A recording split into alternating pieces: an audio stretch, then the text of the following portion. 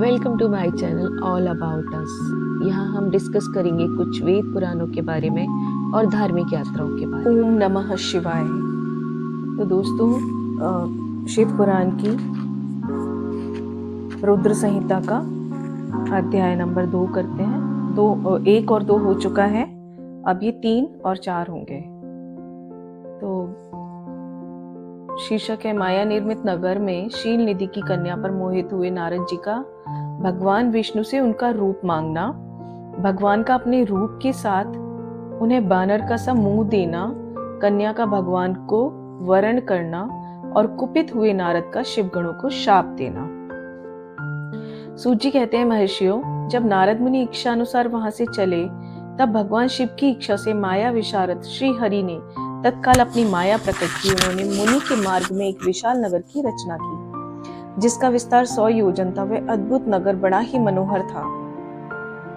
भगवान ने उसे अपने बैकुंठ लोक से भी अधिक रमणीय बनाया था। नाना प्रकार की वस्तुएं उस नगर की शोभा बढ़ाती थीं। वहां स्त्रियों और पुरुषों के लिए बहुत से विहार स्थल थे। वह श्रेष्ठ नगर चारों वर्णों के लोगों से भरा था। वहां शील निधि नामक ऐश्वर्यशाली राजा राज्य करते थे। वे अपनी पुत्री का स्वयंवर करने के लिए उद्यत थे, अतः उन्होंने महान उत्सव का आयोजन किया था। उनकी कन्या का वरण करने के लिए उत्सुक हो चारों दिशाओं से बहुत से राजकुमार पधारे थे, जो नाना प्रकार की वेशभूषा और सुंदर शोभा से प्रकाशित हो रहे थे। उन राजकुमारों से वह नगर भरा पूरा दिखाई देता था। ऐसे सुंदर राजनगर को देख नारद जी मोहित हो गए। वे राजा शील निधि के द्वार पर गए। मुनि शिरोमणि नारद को आया देख महाराज शील निधि ने श्रेष्ठ रत्न में सिंहासन पर बिठाकर उनका पूजन किया। तत्पश्चात अपनी सुंदरी कन्या को, जिसका नाम श्रीमती था, बुलवाया और उसे नारद जी के चरणों में प्रणाम करवाया। उस कन्या को देखकर नारद मुनि चकित हो गए और बोले, हे राजन, यह देव कन्या के समान सुंदरी महाभागा कन्या कौन है? उनकी यह बात सुनकर राजा ने हाथ जोड़कर कहा, मुनि, यह मेरी पुत्री है। इसका नाम श्रीमती है। अब इसके विवाह का समय आ गया है। यह अपने लिए सुंदर वर चुनने के निमित्त स्वयंवर में जाने वाली है। इसमें सब प्रकार के शुभ लक्षण लक्षित होते हैं। महर्षि, आप इसका भाग्य बताइए।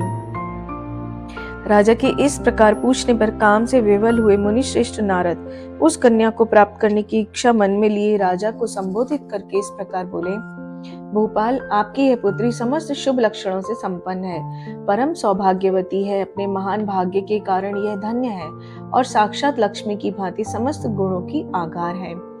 इसका भावी पति निश्चय ही भगवान शंकर के समान वैभवशाली, सर्वेश्वर, किसी से पराजित न होने वाला, वीर, काम विजयी और संपूर्ण देवताओं में श्रेष्ठ होगा। ऐसा कहकर राजा से विदा ले इच्छानुसार विचरने वाले नारद मुनि वहां से चल दिए। वे काम के वशीभूत हो गए थे। शिव की माया ने उन्हें विशेष मोह में डाल दिया था। वे मुनि मन ही मन सोचने लगे कि मैं इस राजकुमारी को कैसे प्राप्त करूं। स्वयंवर में आए हुए नरेशों में से सबको छोड़कर यह एकमात्र मेरा ही वरण करे, यह कैसे संभव हो सकता है? समस्त नारियों को सौंदर्य सर्वथा प्रिय होता है। सौंदर्य को देखकर ही वह प्रसन्नता पूर्वक मेरे अधीन हो सकती है, इसमें संशय नहीं है। ऐसा विचार कर काम से विवल हुए मुनिवर नारद भगवान विष्णु का रूप ग्रहण करने के लिए तत्काल उनके लोक में जा पहुंचे। वहां भगवान विष्णु को प्रणाम करके वे इस प्रकार बोले, भगवान, मैं एकांत में आपसे अपना सारा वृतांत कहूंगा। तब बहुत अच्छा कहकर लक्ष्मीपति श्री हरि नारद जी के साथ एकांत में जा बैठे और बोले, मुने, अब आप अपनी बात कहिए। तब नारद जी ने कहा, हे भगवान, आपके भक्त जो राजा शील निधि हैं, वे सदा धर्म पालन में तत्पर रहते हैं। उनकी एक विशाल लोचना कन्या है जो बहुत ही सुंदरी है। उसका नाम श्रीमती है। वह विश्व मोहिनी के रूप में विख्यात है और तीनों लोकों में सबसे अधिक सुंदरी है। हे प्रभु, आज मैं शीघ्र ही उस कन्या से विवाह करना चाहता हूँ। राजा शील निधि ने अपनी पुत्री की इच्छा से स्वयंवर रचाया है, इसलिए चारों दिशाओं से वहां सहस्त्रों राजकुमार पधारे हैं। हे नाथ, मैं आपका प्रिय सेवक हूँ, अतः आप मुझे अपना स्वरूप दे दीजिए, जिससे राजकुमारी श्रीमती निश्चय ही मुझे वर ले। सूत जी कहते हैं, महर्षियों, नारद मुनि की ऐसी बात सुनकर भगवान मधुसूदन हंस पड़े और भगवान शंकर के प्रभाव का अनुभव करके उन दयालु प्रभु ने उन्हें इस प्रकार उत्तर दिया। भगवान विष्णु बोले, हे मुने, तुम अपने अभिष्ट स्थान को जाओ। मैं उसी तरह तुम्हारा हित साधन करूंगा जैसे श्रेष्ठ वैद्य अत्यंत पीड़ित रोगी का करता है, क्योंकि तुम मुझे विशेष प्रिय हो। ऐसा कहकर भगवान विष्णु ने नारद मुनि को मुख तो वानर का दे दिया और शेष अंगों में अपना जैसा स्वरूप देकर वे वहां से अंतर्ध्यान हो गए। भगवान की पूर्वोक्त बात सुनकर और उनका मनोहर रूप प्राप्त हो गया समझकर नारद मुनि को बड़ा हर्ष हुआ। वे अपने को कृतकृत्य मानने लगे। भगवान ने क्या प्रयत्न किया है इसको वे समझ न सके।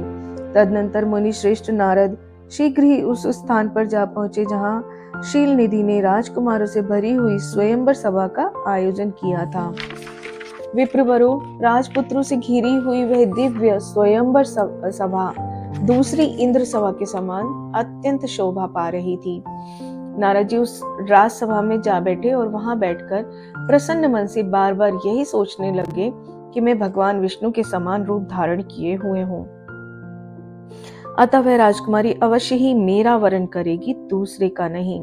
मुनि श्रेष्ठ नारद को यह ज्ञात नहीं था कि मेरा मुंह कितना कुरूप है। वह सभा में बैठे हुए सब मनुष्यों ने मुनि को उनके पूर्व रूप में ही देखा। राजकुमार आदि कोई भी उनके रूप परिवर्तन के रहस्य को न जान सके। वहां नारद जी की रक्षा के लिए भगवान रुद्र के 2 पार्षद आए थे, जो ब्राह्मण का रूप धारण करके गूढ़ भाव से वहां बैठे थे। वे ही नारद जी के रूप परिवर्तन के उत्तम भेद को जानते थे। मुनि को कामावेश से मूढ़ हुआ जान वे दोनों पार्षद उनके निकट गए और आपस में बातचीत करते हुए उनकी हंसी उड़ाने लगे। परंतु मुनि तो काम से विवल हो रहे थे, अतः उन्होंने उनकी यथार्थ बात भी अनसुनी कर दी। वे मोहित हो श्रीमती को प्राप्त करने की इच्छा से उसके आगमन की प्रतीक्षा करने लगे। इसी बीच में वह सुंदरी राजकन्या स्त्रियों से घिरी हुई अंतपुर से वहां आई। उसने अपने हाथ में सोने की एक सुंदर माला ले रखी थी। वह शुभ लक्ष्मा राजकुमारी स्वयंवर के मध्य भाग में लक्ष्मी के समान खड़ी हुई अपूर्व शोभा पा रही थी। उत्तम व्रत का पालन करने वाली वह भूप कन्या माला हाथ में लेकर अपने मन के अनुरूप वर का अन्वेषण करती हुई सारी सभा में भ्रमण करने लगी। नारद मुनि का भगवान विष्णु के समान शरीर और वानर जैसा मुंह देखकर वह कुपित हो गई और उनकी ओर से दृष्टि हटाकर प्रसन्न मन से दूसरी तरफ चली गई। स्वयंवर सभा में अपने मनोवांछित वर को न देखकर वह भयभीत हो गई। राजकुमारी उस सभा के भीतर चुपचाप खड़ी रही। उसने किसी के गले में जयमाला नहीं डाली। इतने में ही राजा के समान वेशभूषा धारण किए हुए भगवान विष्णु वहां आ पहुंचे। किन्हीं दूसरे लोगों ने वहां उनको नहीं देखा, केवल उस कन्या की ही दृष्टि उन पर पड़ी। भगवान को देखते ही उस परम सुंदरी राजकुमारी का मुख प्रसन्नता से खिल उठा। उसने तत्काल ही उनके कंठ में वह माला पहना दी। राजा का रूप धारण करने वाले भगवान विष्णु उस राजकुमारी को साथ लेकर तुरंत अदृश्य हो गए और अपने धाम में जा पहुंचे। इधर सब राजकुमार श्रीमती की ओर से निराश हो गए। नारद मुनि तो काम वेदना से आतुर हो रहे थे, इसलिए वे अत्यंत विवल हो गए। तब वे दोनों विप्र रूपधारी ज्ञान विशारद रुद्रगण काम विवल नारद जी से उसी क्षण बोले। रुद्रगणों ने कहा, हे नारद, हे मुनि, तुम व्यर्थ ही काम से मोहित हो रहे हो। सौंदर्य के बल से राजकुमारी को पाना चाहते हो। अपना वानर के समान घृणित मुंह तो देख लो। सूत जी कहते हैं, हे महर्षियों, उन रुद्रगणों का यह वचन सुनकर नारद जी को बड़ा विस्मय हुआ। वे शिव की माया से मोहित थे। उन्होंने दर्पण में अपना मुख देखा। वानर के समान अपना मुंह देख वे तुरंत ही क्रोध से जल उठे और माया से मोहित होने के कारण उन दोनों शिवगणों को वहां शाप देते हुए बोले, अरे, तुम दोनों ने मुझ ब्राह्मण का उपहास किया है, अतः तुम ब्राह्मण के वीर से उत्पन्न राक्षस हो जाओ। ब्राह्मण की संतान होने पर भी तुम्हारे आकार राक्षस के समान होंगे। इसी प्रकार अपने लिए शाप सुनकर वे दोनों ज्ञान शिरोमणि शिवगण मुनि को मोहित जानकर कुछ नहीं बोले।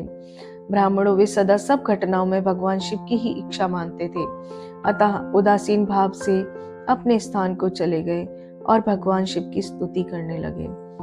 बोल शिव शंकर भोलेनाथ की जय। 3 अध्याय समाप्त हुआ।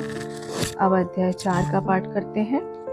नारद जी का भगवान विष्णु को क्रोध पूर्वक फटकारना और शाप देना। फिर माया के दूर हो जाने पर पश्चाताप पूर्वक भगवान के चरणों में गिरना और शुद्धि का उपाय पूछना और भगवान विष्णु का उन्हें समझा बुझाकर शिव का महात्म्य जानने के लिए ब्रह्मा जी के पास जाने का आदेश और शिव के भजन का उपदेश देना।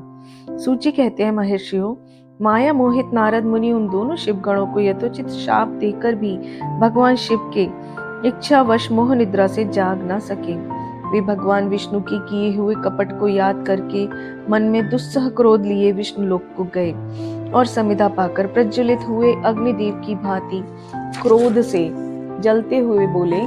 उनका ज्ञान नष्ट हो गया था, इसलिए वे दुर्वचन पूर्ण व्यंग सुनाने लगे। नारद जी ने कहा, हरे तुम बड़े दुष्ट हो, कपटी हो और समस्त विश्व को मोह में डाले रहते हो।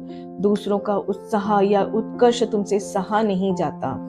तुम मायावी हो, तुम्हारा अंतःकरण मलिन है। पूर्व काल में तुम्ही ने मोहिनी रूप धारण करके कपट किया, असुरों को वारुणी मधुरा पिलाई, उन्हें अमृत नहीं पीने दिया। छल कपट में ही अनुराग रखने वाले हरे, यदि महेश्वर रुद्र दया करके विष न पी लेते तो तुम्हारी सारी माया उसी दिन समाप्त हो जाती। विष्णुदेव, कपटपूर्ण चाल तुम्हें अधिक प्रिय है, तुम्हारा स्वभाव अच्छा नहीं है, तो भी भगवान शंकर ने तुम्हें स्वतंत्र बना दिया है।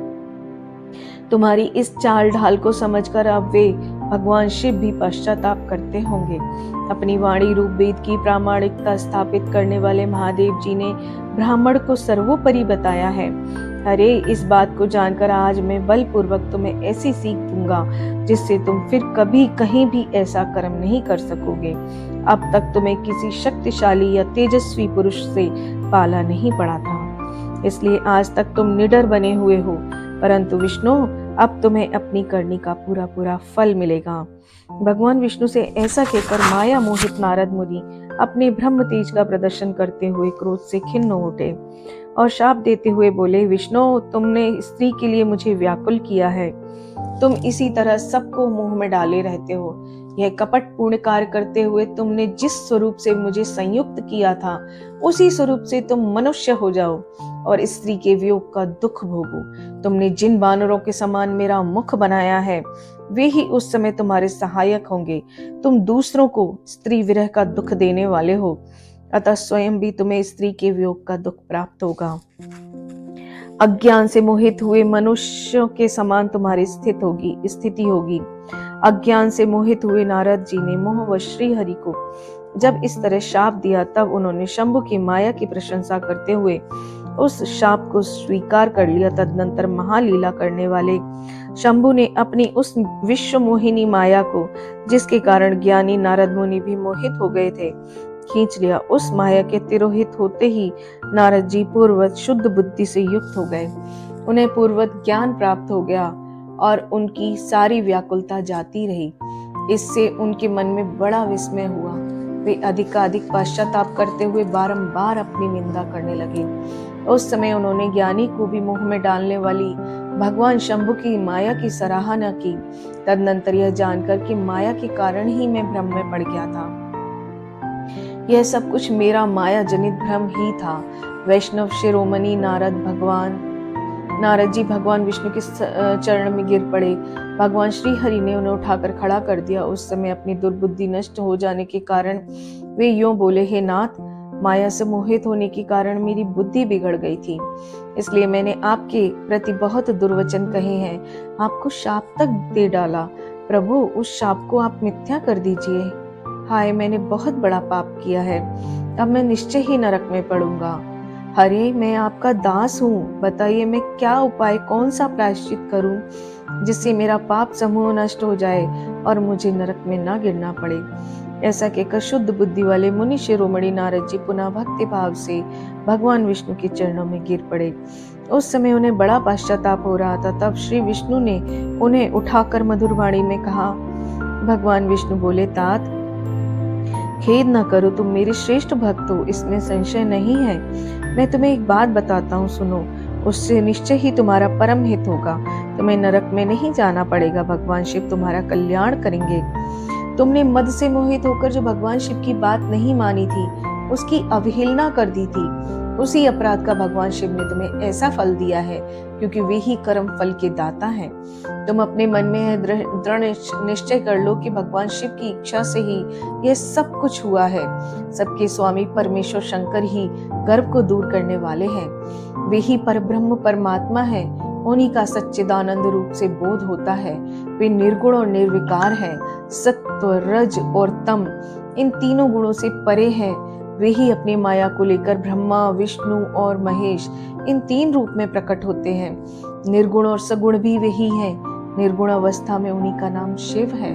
वे ही परमात्मा, महेश्वर, परब्रह्म, अविनाशी, अनंत और महादेव आदि नामों से जाने जाते हैं। उन्हीं की सेवा से ब्रह्मा जी जगत के सृष्टा हुए हैं और मैं तीनों लोकों का पालन करता हूँ। वे स्वयं ही रुद्र रूप से सदा सबका संहार करते हैं। वे शिव स्वरूप से सबके साक्षी हैं, माया से भिन्न और निर्गुण हैं। स्वतंत्र होने के कारण वे अपनी इच्छा के अनुसार चलते हैं। उनका विहार, आचार, व्यवहार उत्तम है और वे अपने भक्तों पर दया करने वाले हैं। हे नारद मुने, मैं तुम्हें एक सुंदर उपाय बताता हूँ जो सुखद, समस्त पापों का नाशक और सदा भोग और मोक्ष देने वाला है। तुम उसे सुनो। अपने सारे संशयों को त्याग कर तुम भगवान शंकर के सुयश का गान करो और सदा अनन्य भाव से शिव के शत नाम स्तोत्र का पाठ करो। मुने, तुम निरंतर उन्हीं की उपासना और उन्हीं का भजन करो। उन्हीं के यश को सुनो और गाओ और प्रतिदिन उन्हीं की पूजा अर्चना करते रहो। जो शरीर, मन और वाणी द्वारा भगवान शंकर की उपासना करता है, उसे पंडित या ज्ञानी जानना चाहिए। वह जीवन मुक्त कहलाता है। शिव इस नाम रूपी दावानल से बड़े बड़े पातकों के असंख्य पर्वत अनायास भस्म हो जाते हैं। यह सत्य है, सत्य है, इसमें संशय नहीं है। जो भगवान शिव के नाम रूपी नौका का आश्रय लेते हैं, वे संसार सागर से पार हो जाते हैं। संसार के मूलभूत उनके सारे पाप निस्संदेह नष्ट हो जाते हैं। महामुने, संसार के मूलभूत जो पातक रूपी वृक्ष है, उनका शिव नाम रूपी कुठार से निश्चय ही नाश हो जाता है। जो लोग पाप रूपी दावानल से पीड़ित हैं और उन्हें शिव नाम रूपी अमृत का पान करना चाहिए। पाप दावाग्नि से दग्ध होने वाले प्राणियों को उस शिव नामामृत के बिना शांति नहीं मिलती। संपूर्ण वेदों का अवलोकन करके पूर्ववर्ती विद्वानों ने यही निश्चय किया है कि भगवान शिव की पूजा ही उत्कृष्ट साधन और जन्म मरण रूपी संसार बंधन के नाश का उपाय है। आज से यत्न पूर्वक सावधान रहकर विधि विधान के साथ भक्ति भाव से नित्य निरंतर जगदम्बा पार्वती सहित महेश्वर सदाशिव का भजन करो। नित्य शिव की ही कथा सुनो और कहो और अत्यंत यत्न करके बारंबार शिव भक्तों का पूजन किया करो। मुनि श्रेष्ठ, अपने हृदय में भगवान शिव के उज्जवल चरणार विंदों की स्थापना करके पहले शिव के तीर्थों में विचरो। मुने, इस प्रकार परमात्मा शंकर के अनुपम महात्मा का दर्शन करते हुए अंत में आनंद वन यानी कि काशी को जाओ। वह स्थान भगवान शिव को बहुत ही प्रिय है। वहां भक्ति पूर्वक विश्वनाथ जी का दर्शन पूजन करो। विशेषता उनकी स्तुति वंदना करके तुम निर्विकल्प या संशय रहित हो जाओगे। नारद जी, इसके बाद तुम्हें मेरी आज्ञा से भक्ति पूर्वक अपने मनोरथ की सिद्धि के लिए निश्चय ही ब्रह्मलोक में जाना चाहिए। वहां अपने पिता ब्रह्मा जी की विशेष रूप से स्तुति वंदना करके तुम्हें प्रसन्नतापूर्ण हृदय से बारंबार शिव महिमा के विषय में प्रश्न करना चाहिए। ब्रह्मा जी शिव भक्तों में श्रेष्ठ हैं। वे तुम्हें बड़ी प्रसन्नता के साथ भगवान शंकर का महात्म्य और शत नाम स्तोत्र सुनाएंगे। मुने, आज से तुम शिव आराधन में तत्पर रहने वाले शिव भक्त हो जाओ और विशेष रूप से मोक्ष के भागी बनो। भगवान शिव तुम्हारा कल्याण करेंगे। इस प्रकार प्रसन्न चित्त हुए भगवान विष्णु नारद मुनि को प्रेम पूर्वक उपदेश देकर श्री शिव का स्मरण, वंदन और स्तवन करके वहां से अंतर्ध्यान हो गए। ओम नमः शिवाय। अध्याय 4 यहाँ समाप्त होता है।